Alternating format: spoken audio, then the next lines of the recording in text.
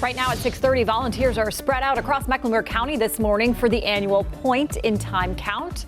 We're live to break down why this event is so important to combating homelessness in our area. Plus, growing controversy in Cabarrus County this morning after multiple employees resigned. Now we're learning the longtime county manager is out of a job as well. Another bitterly cold Carolina morning. We got some good news about the next 7 days, a little bit of a moderation in those temperatures. Details coming up right here. And President Trump signed dozens of executive orders since taking office earlier this week. But what do they mean and how much power do the orders really have? We're verifying this morning. WCNC Charlotte at 6:30 starts right now. News that impacts you. You're watching WCNC Charlotte News at 6:30. Good morning. Happy Thursday, and thanks for joining us. You're taking a live look at Lake Norman this morning, and we're reminding you to be weather aware as we start. Our Thursday temperatures will only hit the low 30s by this afternoon.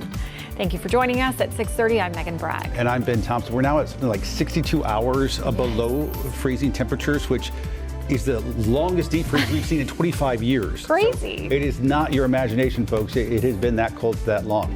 Our team is standing by, getting ready for that cold weather. Chris warming his hands, and he's got a check of your morning commute. But first, let's begin with Larry Sprinkle. Larry, there is some promising news later on. Without a doubt about that, as we take a look and show you our 4-camera view, definitely a cold start to the morning, but we're going to be above the freezing mark this afternoon. Been in the upper 30s, and that is the good news, going to be above the freezing mark.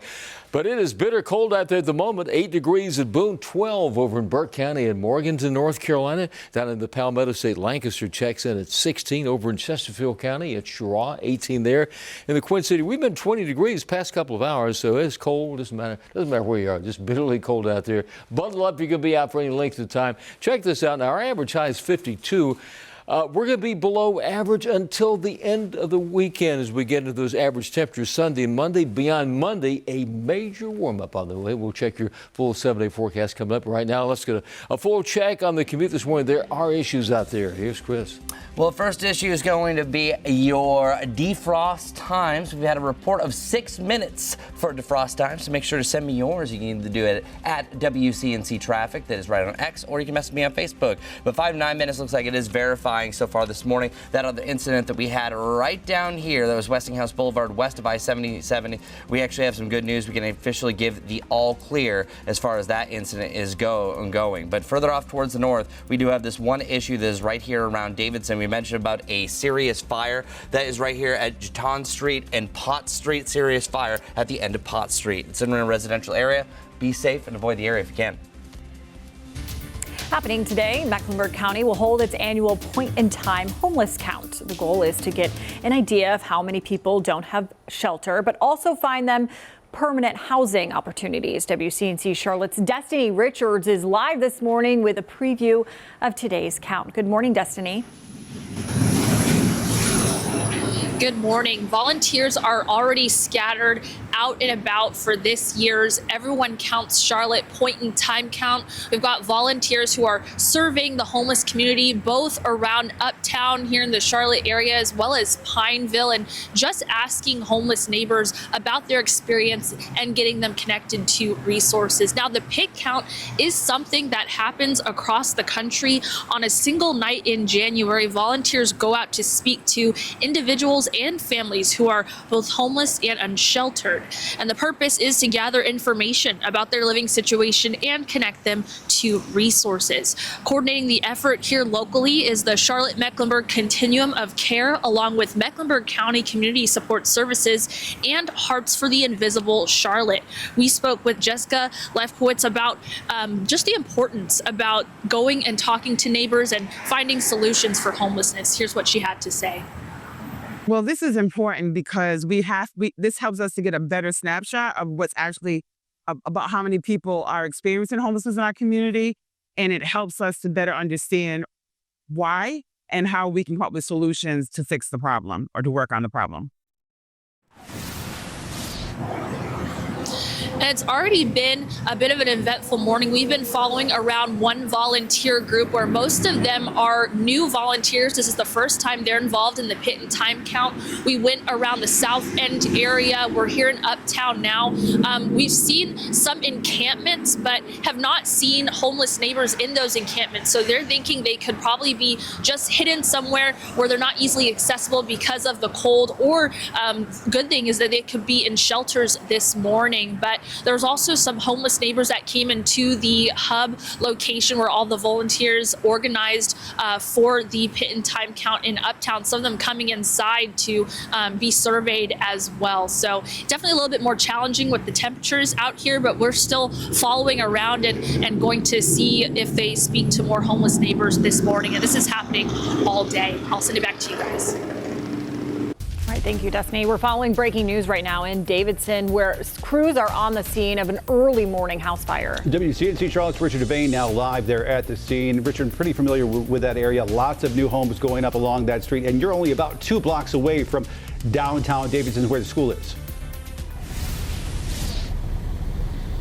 Absolutely correct. Just a few blocks away from the school. And actually, this incident happened right across from the community garden. For perspective, if people know about the Davidson Community Garden, I'll step out of the way, let you see what is a pretty much active scene. Good morning to you, Megan. Good morning, Ben.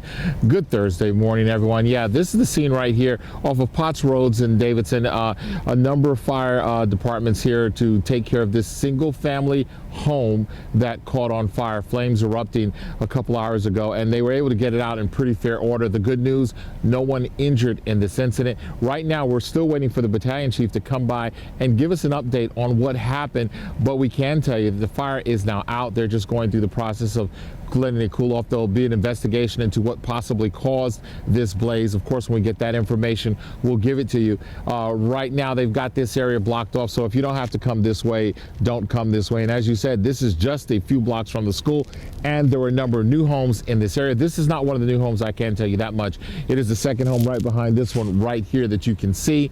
We have video, we'll have that, and some more information as we get it. We'll put it here and online as well. We're in Davidson. This is Richard Devane. Guys, we'll send it back to you.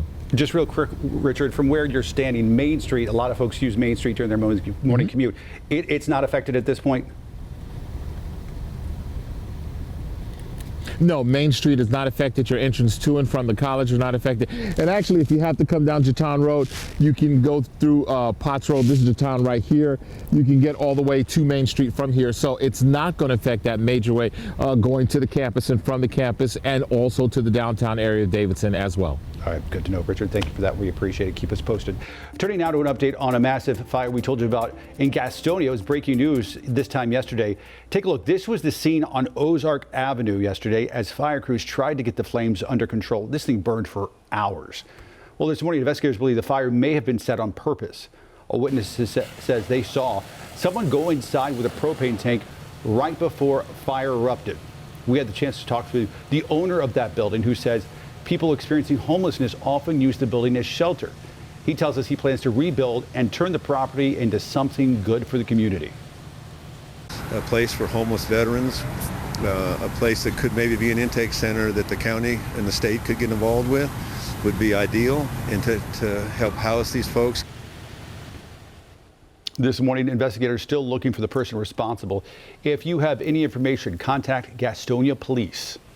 Former Chester County Sheriff Alex Underwood is out of federal prison this morning. We dug into court records and found he was released last Friday. You may remember Underwood was convicted on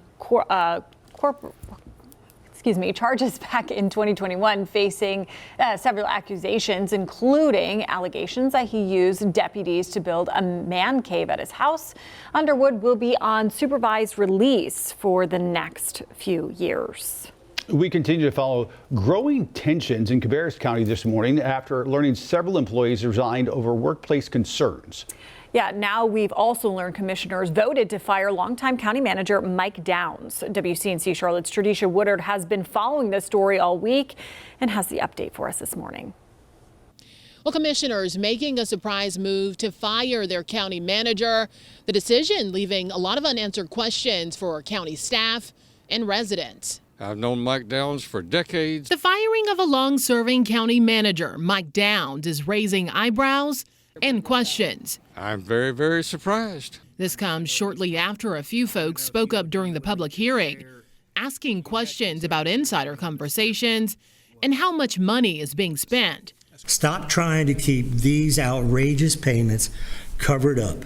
These county needs financial oversight. County has to buy a tablecloth worth $325.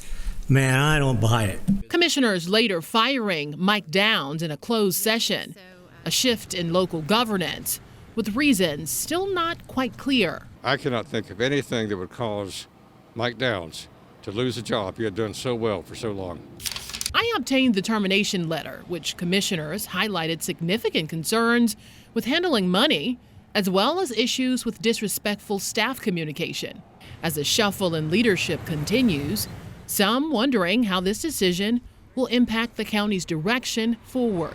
I did speak with the board attorney who says as of right now, there is not an interim to replace the county manager.